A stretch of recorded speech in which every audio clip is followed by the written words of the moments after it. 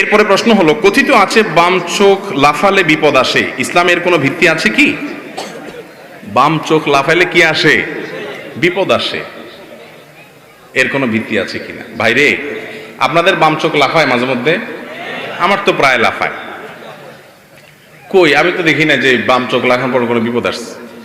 যদি কখনো কারোর বাম চোখ লাফানোর পরে বিপদ আসে, যদি কোনো বিপদ আসে, তো বুঝতে হবে এটা চোখ না লাফাইলেও আসতো, ডান চোখ লাফাইলেও আসতো, শরীর গোটা লাফাইলেও আসতো।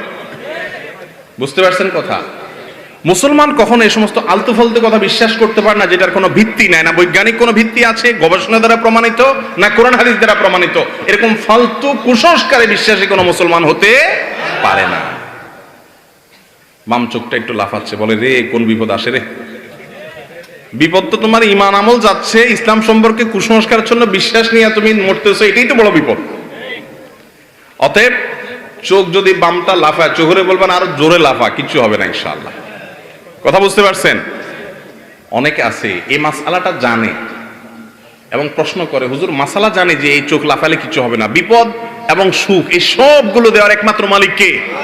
আল্লাহ। এরকম কোন আলামত আল্লাহ বলেন না আমাকে, আমি মন গড়া কেন বলবে?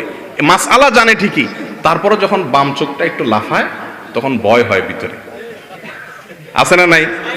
অনেকে প্রশ্ন করে যে হুজুর এই ভয় হয় কেন? এই ভয় হয় এজন্য ঈমান দুর্বল। আমি বলি তখন চোখেরে বলবেন চোখ আরো দুমসে লাফাইতে থাক, আমার কোনো টেনশন নেই। এরপর যদি কোনো বিপদ আসেও নিজেরে বলবেন যে অবশ্যই এই বিপদ আমার কপালে আগে থেকে লেখা ছিল তাই আসছে, চোখের লাফানোর সাথে এর কোনো সম্পর্ক নাই।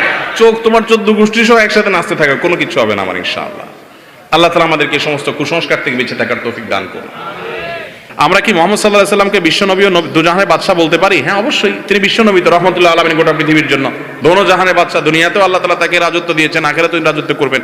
ঠিক আছে, তো দাড়ি রাখা কি ওয়াজিব? তাহলে কতটুকু রাখতে হবে? দাড়িকে নবী সাল্লাল্লাহু আলাইহি ওয়াসাল্লাম লম্বা করতে বলেছেন, লম্বা করাটাই কি সুন্নাত। খোঁচা খোঁচা দাড়ি এটা সুন্নাত নয়। হিজবুল্লাহ কারা? আমরা কিভাবে এই দলে অংশ নিব? হিজবুল্লাহ মানে আল্লাহর দল। এই সম্পর্কে সূরা মুজাদালার 22 নম্বর আয়াতে আছে, সেটা পড়ে নেবেন। গ্রামের ছেলেরা যদি কোনো ইসলামিক আয়োজন বা অনুষ্ঠান করতে চায়, তাতে যদি গ্রামের কিছু মুরব্বী বাধা প্রদান করে, তাহলে ইসলামী শরীয়ত মোতাবেক কি করা উত্তম?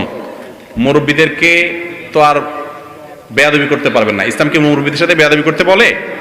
ওনারা বুঝতেছেন না, একসময় বুঝবেন। আর যদি না বুঝেন তো আল্লাহ তাআলা ওনাদেরকে ঈমানের সাথে নিয়ে যাবেন ইনশাআল্লাহ একদিন। যদি ডিস্টার্ব করে, অনেক এলাকাতে আছে খুব ডিস্টার্ব করে, যদি এরকম হয় আর কি, বুঝতে পারছেন কথা? আবার আমি বলতেছি না তাদের জন্য বদদোয়া দিতে, আমি বলতেছি যে একসময় তো ওনারা চলে যাবেন, অতএব ওনাদের সাথে বেয়াদবি করবেন না। মুরব্বীদের সাথে আদব লেহাজ বজায় রাখবেন। অনেক যুবকরা দিনের পথে আসে বেয়াদবি করে, খবরদার, ইসলাম আমাদেরকে ভদ্রতা শিখায়, অভদ্রতা শিখায় না। মুরব্বী বাপ মা তারা যদি উল্টাপাল্টাও বলে, শুনে না শুনে ভান করবেন, পারলে তাকে বুঝাবেন বা অন্য কাউকে দিয়ে বুঝাবেন, না পারলে সবর করবেন। একসময় আল্লাহ তাদেরকে বুঝ দিবেন হয়তো ইনশাআল্লাহ। কথা বুঝতে পারছি? খবরদার এই জন্য বেয়াদবি করবেন না।